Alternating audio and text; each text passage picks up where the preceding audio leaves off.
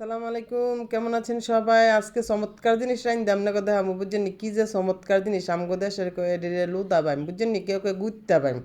এমন মজার একটা এই বাইম মাছ তরকারিটা বুনা করে খাইলে, বুঝছেন নি? পইলে করবেন কি আপনারা পেঁয়াজ দিবেন, এরপরে করবেন স্বাদ মতো লবণ দিবেন, দিয়ে তেল দিয়ে দিবেন, বুঝছেন নি?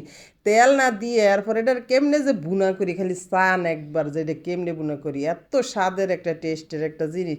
যদি স্বাদ নাই পরে খালি কমেন্ট করে যে এটা মন চাই এটা কোন কোনো সমস্যা নাই, কিন্তু এটা অবশ্যই আপনারা বাসায় ট্রাই করবেন, খাইয়া দেখবেন মজার না বেমজা।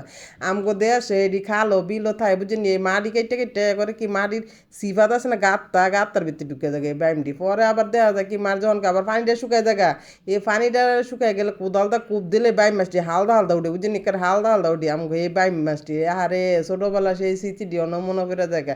আগে কাজ কোদালটারে লইয়া খিচ্চা খালের মধ্যে দিতাম বা যাইয়া আর গিয়া যদি খালি কোপটা দিতাম আর কইতে জানি বাড়িতে কইতে জানি বাড়িতে গো হে বাই মাছটি আজকে আনছে জামাই ইয়াতে বাজারতে, বুঝিনি? এর লেগে আমি আপনাদের লগে একটু শেয়ার করি আমি কেমনে রান্ধি বাই মাছটা। আরে এই বাই মাছটা যদি আগিলা দিনের মাছটি যে একটা টেস্ট আছিল, আরে খাইলে খালি খাইতে মনে চাইছে। কদ্দুর যদি দিচ্ছে চামচটা বাড়ি দেয় এমন মজা আর মজা। আমার দাদি দিত, বুঝছেন? আমি বললাম জয়েন্ট ফ্যামিলি, বিশাল বড় ফ্যামিলি। আমগো জয়েন্ট ফ্যামিলির মধ্যে কদ্দুর যদি খালি কদ্দুর চামিচটা দিত তাইলে এমন মজা। আমি আজকে হেমনি রান্দাম করে দেখাইতেছি।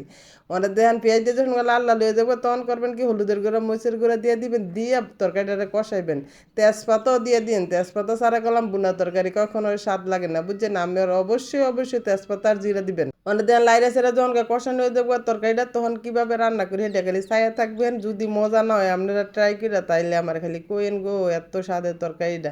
আমি তো কখন খালি ভাত খাম, ভাতটা আগে বয়ে দিছি, বুঝছেন? ভাতটা কই খালি হয়ে যাকে আমি আগে খাইলাম, পরে হইলে সব এরপর লাড়া সারা দেন, লাড়া সারা দিয়ে এটাকে এমনি বুনাটা করি সেটা খালি ছায়া থাকেন। আর ভিডিওটি ভালো লাগলে করলাম আপনারা বেশি বেশি করে কমেন্ট করেন গো। আর যারা যারা কমেন্ট করেন হ্যাঁ করে করলাম অনেক অনেক ধন্যবাদ জানাই, বুঝছেন? কে লেগে আপনারা কষ্ট করে কমেন্ট করেন। আপনাকে ধন্যবাদ না দিলে কাকে দিব কন? যে ভিডিও দেখে হ্যাঁ এই তো আমার ফ্রেন্ড, হ্যাঁ হইলাম আমার শুভাকাঙ্ক্ষী। এর লেগে আপনাকে তো বেশি বেশি করে আমি ধন্যবাদ জানাই, আপনাকে শুভকামনা করি, বুঝছেন?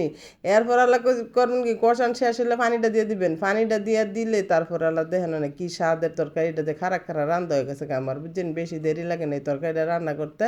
এরপর আল্লাহ মাছটিরে করবেন কি কড়া করে বাজবেন, হলুদ মরিচ না বেশি করে দিয়ে কড়া করে না বাইজা মাছটিরে দিয়ে দেবেন। এই যে দেখছেন নি মাছটি এই ডেরে লই কয়ে গুইত্তা বাইন আমগো দেশে কয়ে মারির নিচে থাই বেশিরভাগ খালের সিফা সাফাত, বুঝছেন নি? আমরা এলাম কুমিল্লার মাই, আমরা মাছ ধরতাম পারি, কোনো সমস্যা নাই। অন্য এলাকার হাতে মাছ ধরলে কোনো টেনশন নেই। গেলে হইতে মাইনসি গেলে আসে আসে আসে যত করে আমি এলাম আমার এলাম মাছের নিচে আমি তো পানিতে নামমই। তোমরা কইলে কি লাভ হইব? কোনো লাভ হইতো না, গিয়া এখনো মাছ ধরে লই কি কনালা। আমার এত একটা মানে আমার মাছটা ধরতে ভালো লাগে, সেই মাছটি আজকে দেখছি গো, এর লাগে আপনাদের লগে শেয়ার করতেছি ভিডিওটা।